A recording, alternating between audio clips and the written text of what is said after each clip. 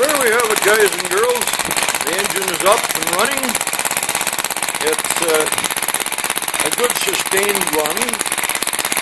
Once I got the valve timing sorted out, and a lot of minor things that I've talked about, the engine seems to run fairly well. Over on this side you can see the outboard support that I put on my cam there so it wouldn't deflect where I have the ignition points on it.